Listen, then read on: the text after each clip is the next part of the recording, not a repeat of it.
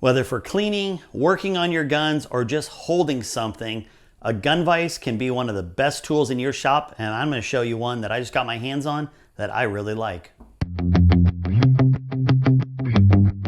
And this is it, the Tipton Best Gun Vise 360. Now, Tipton makes a lot of great gun vises.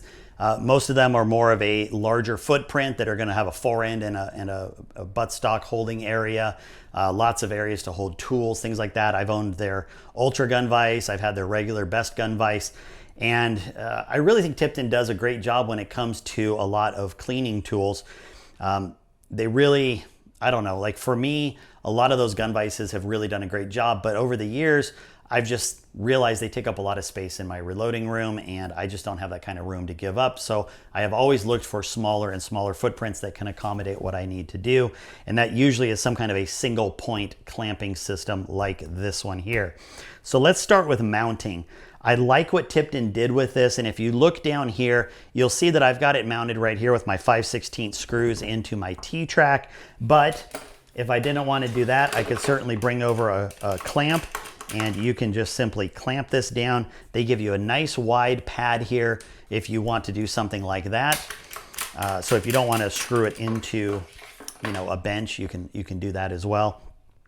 There's 3 mounting points, so you can choose to use 2 or 3, whatever works for you, to keep it mounted down. Obviously, if you're gonna mount this to a bench, I would use all 3, just because it's hard to beat having that extra point of contact. But that being said, this thing is mounted down and it's not going anywhere on the 2 screws that are here. It does have a small little tray area where you could put screws, and I think looking at it, you may not recognize that that's what it's for because it just looks like it's part of the design. But I do think it's smart that they give you this little tray, because how many times have you taken apart a gun or a scope or something and you don't have anywhere to put stuff and it gets lost on a bench? Now you have this little tray here that really does a great job. The back sections are not sealed in, so I would not put anything on the backside, and I don't think that's really what it's designed for. But the front section here is plenty of room for some brushes, screws, scope caps, whatever it is that you want to throw in there. So I think that's a nice thing. The 360 name obviously comes from the fact that this thing can go in just about any direction that you want. And that makes it also versatile if you want to put it, maybe mount it on a wall. If you do a lot of vertical work, and you can still get some angularity out of it on a wall. If you put it on the edge of a bench, you can then angle it over the bench if you want to have a gun hanging on its side. Maybe you're trying to do something vertically with it. It just gives you a lot of options, especially in such a small footprint. All in all, this thing's maybe 10 inches square, so there's not a lot of room that you're giving up to have this. Let's talk about the clamp here first, and then I'll get into the jaws.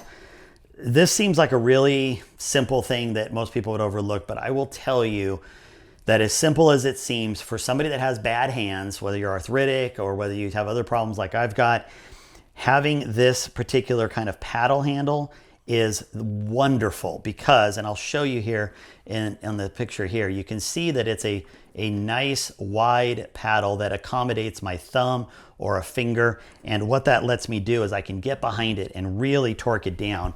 And this thing doesn't move when it's torqued down properly. I mean, I can't get it. I'd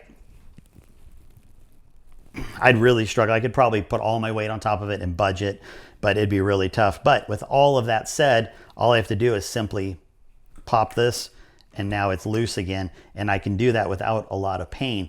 Sometimes they put, like I've seen vices with tiny little knobs or little star knobs or something that are hard to get a grip on, and I don't like that. So this, while seemingly insignificant, is actually a really big deal for somebody like me, and maybe that's a big thing for you too.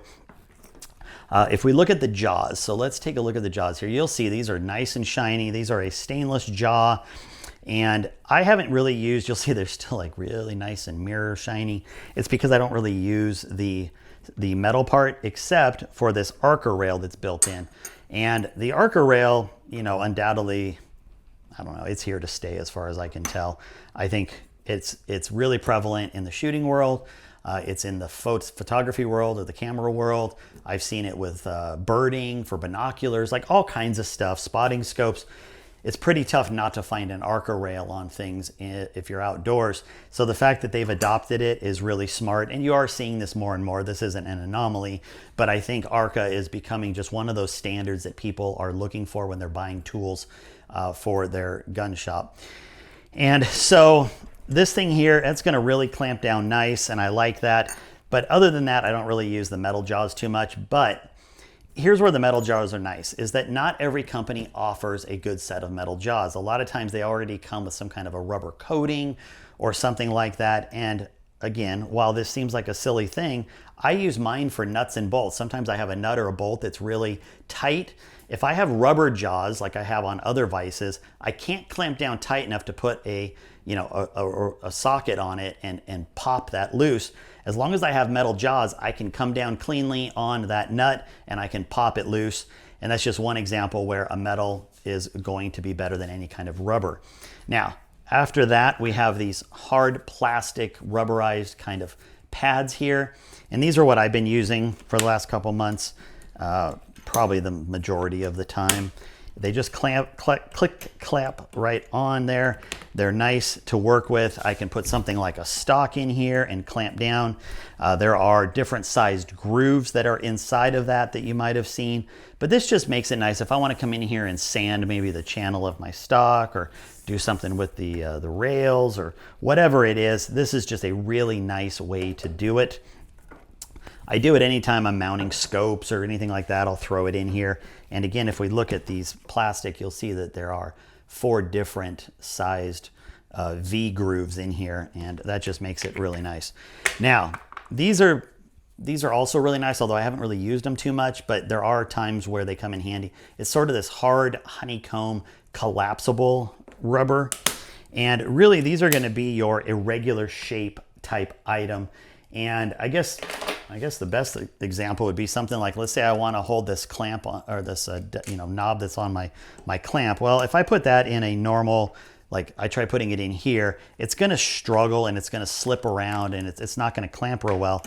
If I put this in here, it's going to collapse around it, and now it's being held, it's being firmly squeezed all around it without moving out of the way. And now if I needed to, I don't know, do something with this, I could certainly do that. And that's really a good example. Another one is if I want to clean, and let's say I have this metal tube that needs cleaning, I can clamp it in here and it will, again, suck in around, and I can now clean at an angle if I want to, which is something that's tougher to do with the hard rubber. Like the hard rubber is great for kind of perpendicular or horizontal work here. And if you want some kind of an angle, then this honeycomb with irregular shapes really allows it to. If you look here, you can do just about any angle that you want to. If you need to, maybe get some solvent or something down this metal tube that I've got. Let's loosen that up a little bit. Now, you can leave the knob a little bit tensioned if you like.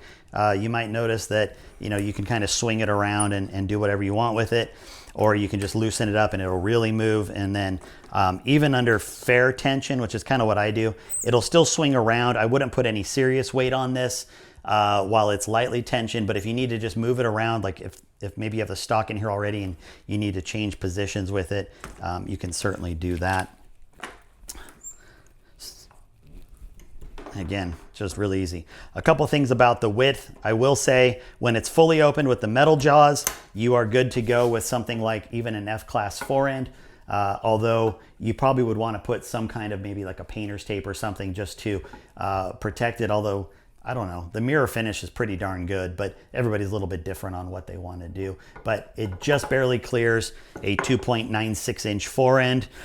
And if I put on the hard plastic, I then am limiting myself to less than that, and I'll just show you. But if you look, you can see that it is, in fact, I'll make this even easier here. If you look, you'll see that it's just barely shy of fitting this stock in there. So you do want to make sure that you are cognizant of that, depending on what your need is. But like I said, I can easily get my stock in this way, and then I can just lightly loosen this, and then I can move this around and then easily clamp it down if I need to. So lots of options with it, and I think that's really where this thing excels. You can use these red pads here for things like a bow. If you're into archery where you've got an irregularly shaped handle, these are going to smash right around it and give you a really really tight fit, which I think is fantastic. Things like handguns on the fore end, or you know, like whatever it is, if you're clamping around a laser, or you know, on a handguard or something, like this just gives you a lot of versatility. So anyway, if you are in the market for a new vise and you are looking for something that is pretty universal, I would definitely give this a shot. It's got a great price point. It's got a lot of features. It's easy to clamp down, and it does probably 98% of anything you're going to want it to do, honestly, which for me makes it a win. So with that, get out and shoot, have some fun. We will talk later. Have a good one.